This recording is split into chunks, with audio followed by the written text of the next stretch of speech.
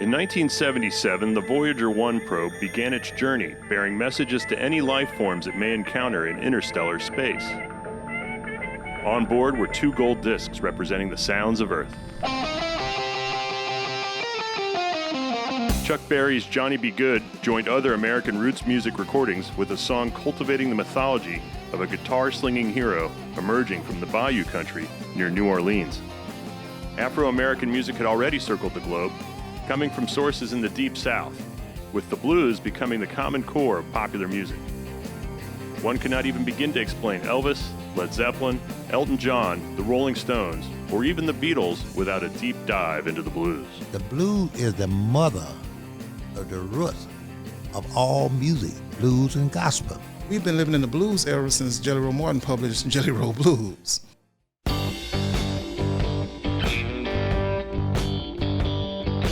It is the music of hard-working people that use the music to get through and to also celebrate the fact that they have gotten through.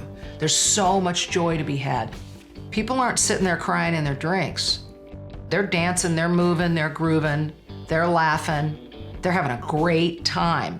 That isn't straight up alcohol. That's the music. Woo!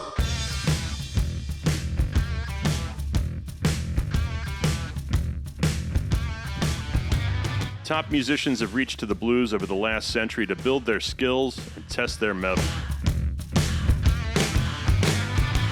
These stories finally give the blues its due. They prime classic rock fans with tales touching upon music's biggest icons, illuminate their common ground, and tap into a modern revival of heartfelt American music. I'm Rick Stewart, a DJ, filmmaker, and professor highlighting folklore from Hall of Fame and Grammy-winning producers, musicians, and writers, each taking the time to talk and play the blues. Since the early 70s, I've been on a quest to reverse engineer the classic rock that blew everybody's mind. I put my hands deep in the fire, picking up a guitar, tracking down musical heroes, and interviewing them while capturing exclusive videos.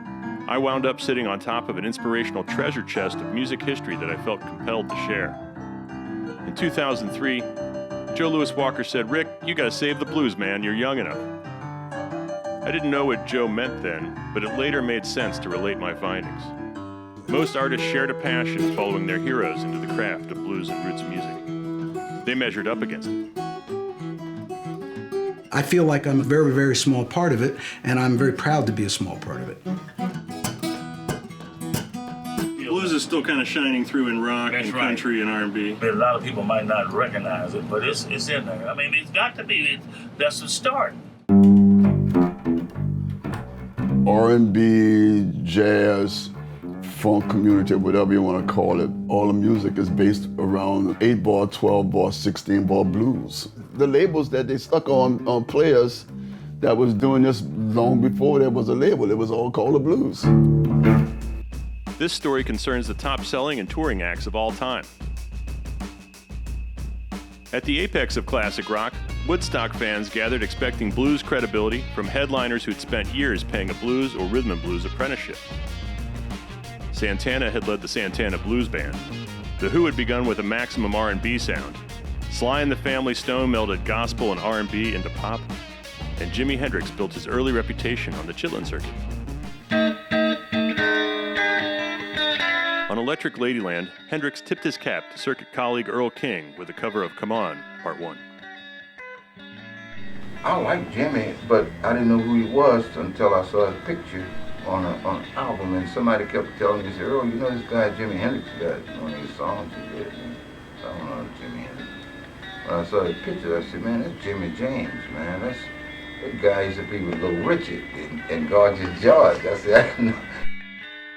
The thing I like about Hendrix, no one ever touched the thing on it that Hendrix did. I know he had listened to it in depths.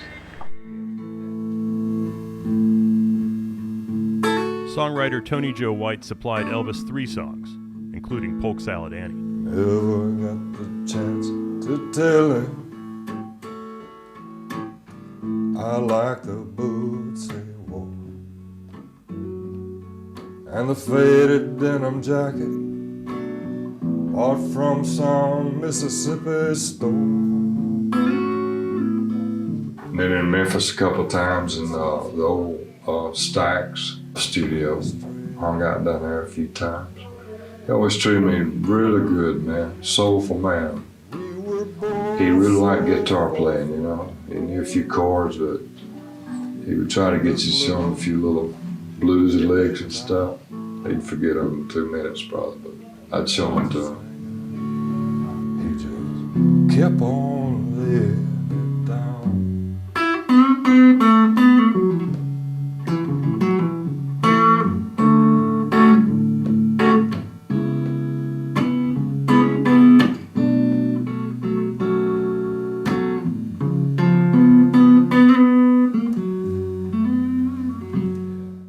When you started off your solo career, you had Old Blue Car. It's blues related, right? Sure it is. I got a new old blue car. It's a heavenly blue, must be centuries old. But that steering wheel's made of solid gold. You don't even want to know how much it costs. Whatever it is. Well, no matter where you drive it, you can't get lost. No matter where you drive it, you can't get lost. So I played some of the great songs of blues, you know, different things I'll take. As a musician, you know, I'm always trying to get in that groove. It afforded a relief from the blandness. Generations have been raised on, you know, very bland popular music. Now here comes something else that, man, this has got a flavor to it. Like some really good tacos with some jalapenos in. In other words, it awakened dormant appetites. But in the British thing, why do you think they were so effective since they were kind of outsiders? Because they knew how to manipulate the blues. I think being an English person, it's a matter of study and how you go about your study, what you put in certain perspective. It's just a way of each territory taking something else and design for their own territory. As John Lennon put it to Rolling Stone magazine in 1970, the blues is better because it's real. It's a chair, not a design for a chair. You sit on that music.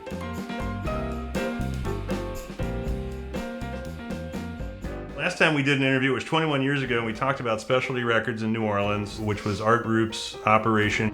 You know, once Fats Domino started to hit, he wanted to explore New Orleans. He held auditions in a studio at Cosimo. He was just about to pack up and go home, and this little guy comes in, and tears in his eyes. "Oh, please, Mr. Root, please listen to me." And it was Lloyd Price and Lordy Miss Claudie. And of course, that became a gigantic hit. Around the time that Little Richard went religious and wanted to get out of the business, didn't want to sing the devil's music anymore, Larry Williams came along, who was Lloyd Price's chauffeur. I think they were cousins. Then Larry Williams miraculously kind of becomes a force, and he comes with Slow Down and Bad Boy. Boney Maroney, you know. Dizzy Miss Lizzy. So the Beatles and John Lennon in particular, there may be 4 or 5 different tracks of Larry Williams. Larry was a great songwriter.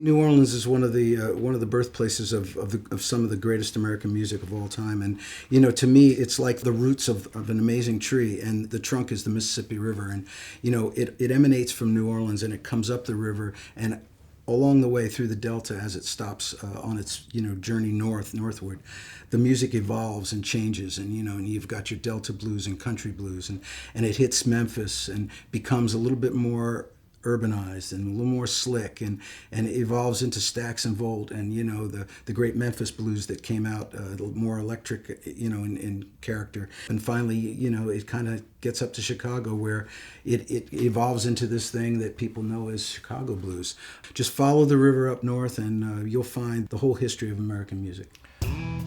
It's just coming from across the track, across the line on the south side of Chicago. So unbeknownst to me, there were kids my age also discovering this. One was Michael Bloomfield, who I would later meet in high school. there was a club on the north side of Chicago called Big John's.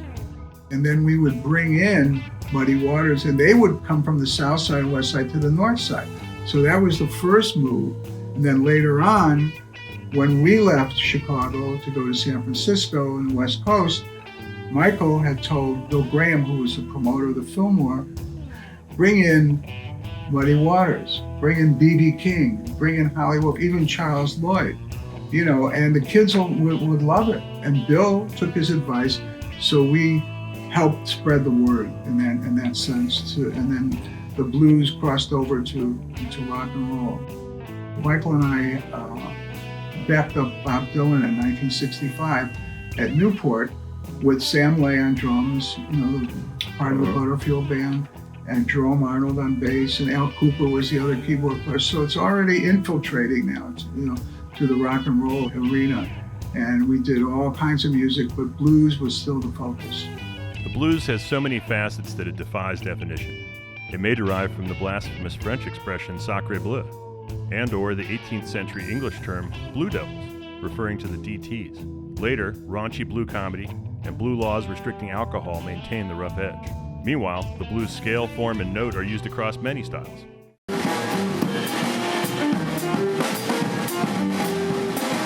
People always ask me, how do I navigate so many different genres and styles? I'm always playing blues-based, groove-based music. So even when I'm playing brushes on a ballad, or if I'm slamming out with Corrosion of Conformity or Tom Morello, he's still blues-based. They're coming from the Black Sabbath end of heavy music.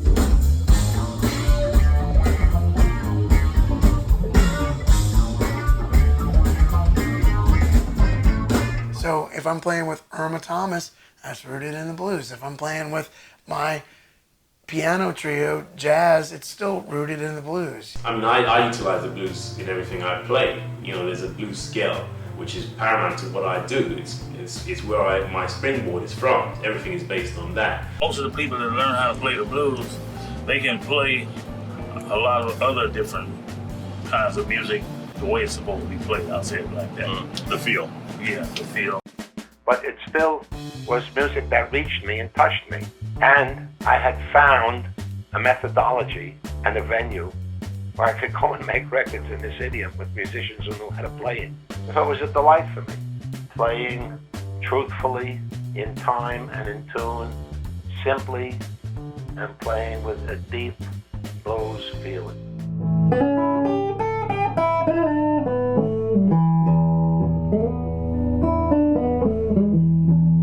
Older fan, been down different roads and stuff before.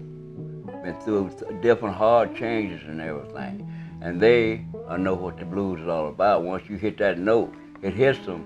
But now like our younger crew, they never had the blues hollow. And so that's why I take and mix my music up a little bit. Yeah, we're back down there in Centerville, Texas. Lord God, that's why.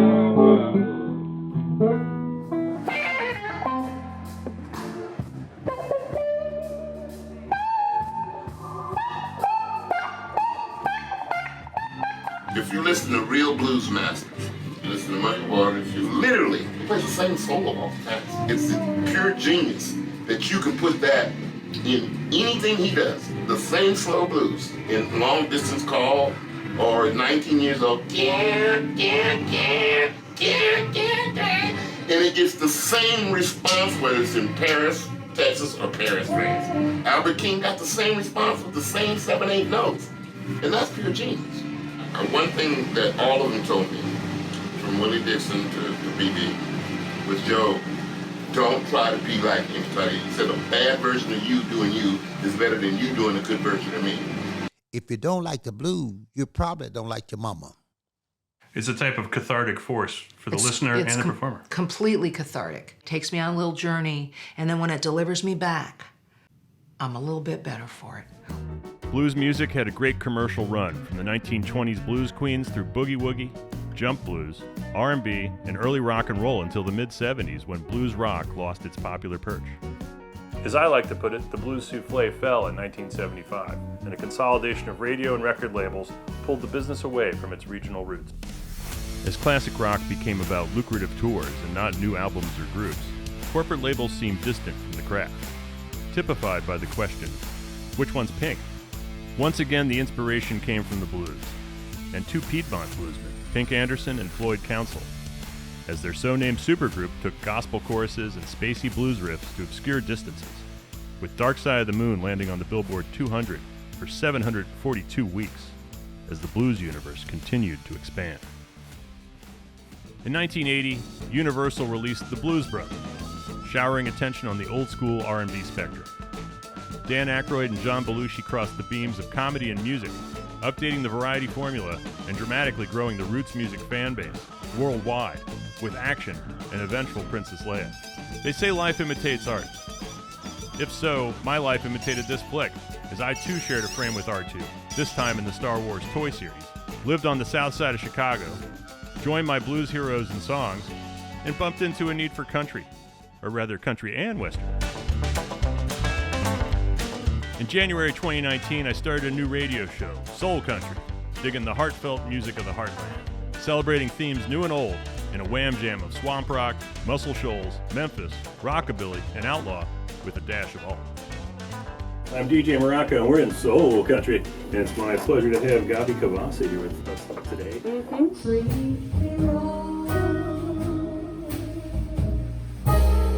So you're known primarily as a jazz singer. Any chance of the stuff we played on the show getting into your live set? I love country. It's very rooted in what I love about music, which is emotion and the blues. And some storytelling. And a lot of storytelling. The Rolling Stones apprenticed countryfied blues playing the story songs of Chuck Berry and Robert Johnson, and later authored soul country standards like Let It Bleed, Sweet Virginia, and Beast of Burden. I just became fascinated, with when I heard Honky Tonk Woman. I said, man, how did they get that kind of sound?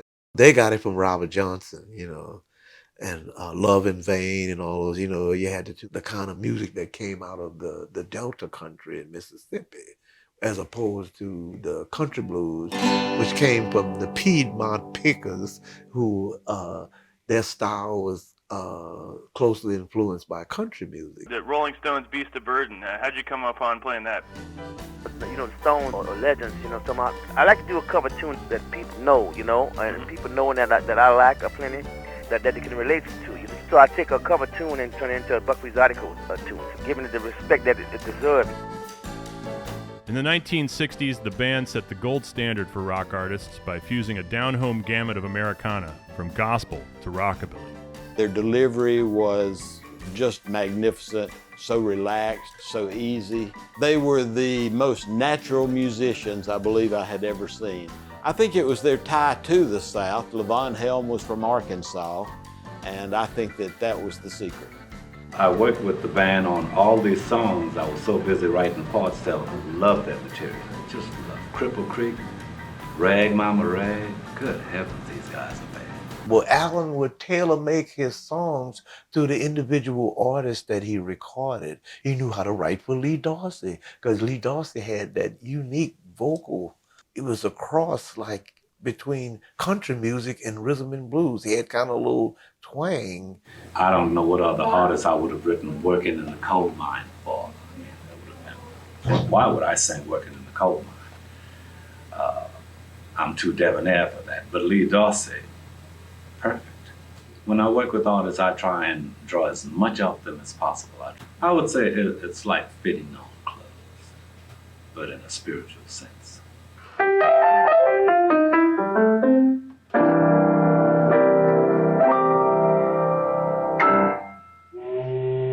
In the 19th century, steamboats tied together cities commercially and musically. The communication built up a shared history of sounds long before recordings and radio. One juncture in both R&B and hillbilly music was Cincinnati's King Records. We started in 1944. I was in the used machinery business, and a cousin of mine, Sid Nathan, he had an idea of making phonograph records, hillbilly records. This is the studio that we built ourselves. It's still over there on Brewster Avenue. We were first as a hillbilly record company, we had a hard time getting some pop records and rhythm and blues records played. But eventually, James Brown came to town. It was a hard time getting him started, but eventually he became a star, and they depended upon him to carry the whole load. Our neighborhood had this guy who used to come around in this like an old 50s Chevy wagon. It had like PA horns on it, like the Blues Brothers, right? It was like, here comes the record man, you know. So like James Brown had a new single. This guy had the 45, you know.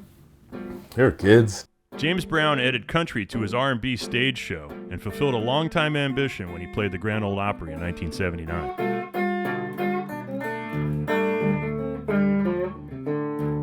My people are from the country, so we never really made this whole distinction about this is rock and roll, this is country, this is the blues, you know, because it was all kind of one thing to me.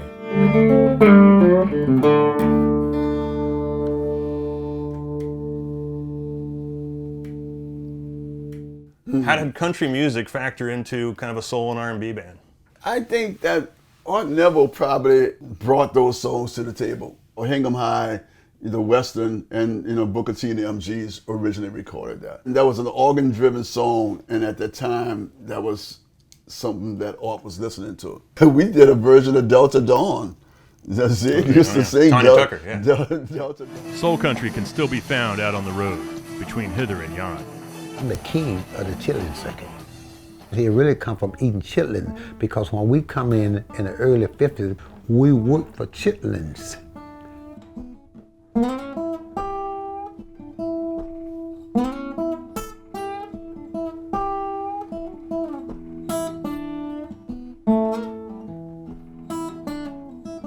You can only write about what you know about.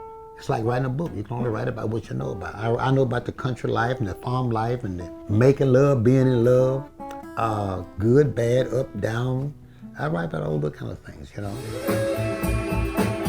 Soul Country was the title of a 1968 Joe Tex release, including a memorable cover of Bobby Gentry's Ode to Billy Joe, as songs told increasingly homespun tales. Before that, when I heard Bobby Gentry doing that song, it was just like the rest of the country. Everybody just kind of was like, "Wow, well, this is different. Who is this?" And it felt like home. It felt like Louisiana or Mississippi or the South. Or such an interesting story, with its little mystery at the end of it. And I always liked that kind of swampy sound. Tony Joe White, like I said, was a big influence on me.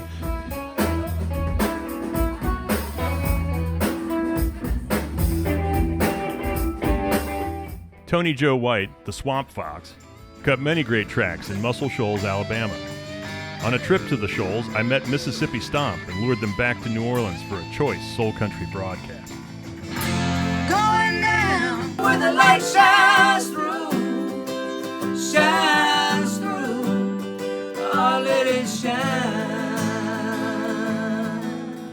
A new generation is recombining the raw material that sparked classic rock. Today, the internet offers access to all sources, and in soul country, the older and dustier, the better.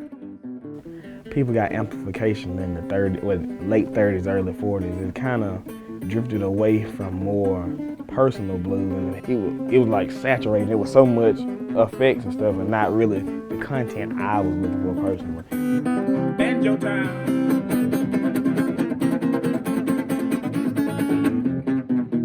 Pre-war, you pretty can't get too much pure than that. Oh, now follow me to the country where we can have a real good time. Out on the road, I found nourishing bluesy Americana flourishing outside the mainstream, as today's artists push roots music forward.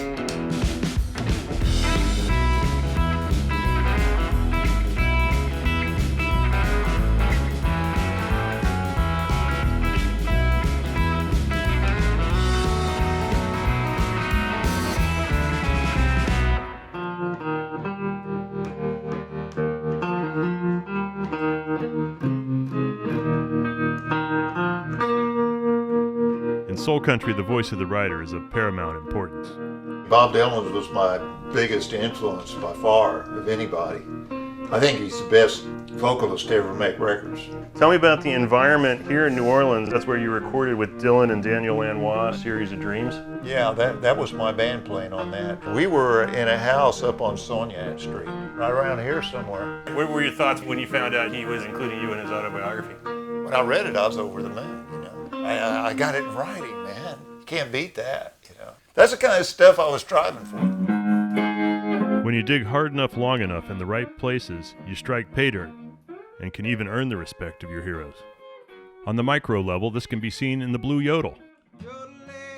In 1928, Jimmy Rogers cut Blue Yodel #1, setting off a chain reaction in American music that continues to this day. So Jimmy Rogers, dear God Almighty, I liked his music, son. Would dearly love to have met that man, although I was just a child when he died. And could yodel higher than the moon before my voice changed.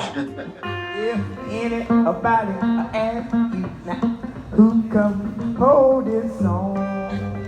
You tell her it was Jimmy Rogers and John Tavius. Really, Jimmy Rogers dead, but John Tavius been here and gone.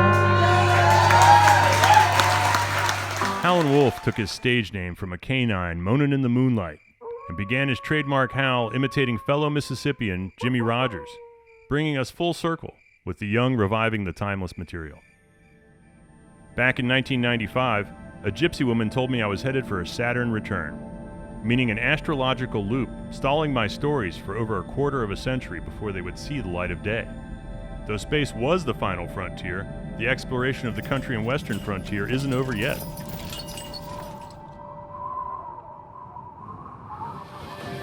There's new hope for classic rock fans to dig new old sounds and deeper conversation and performances with the legends, along with playlists of emerging talent, in a podcast called Soul Country.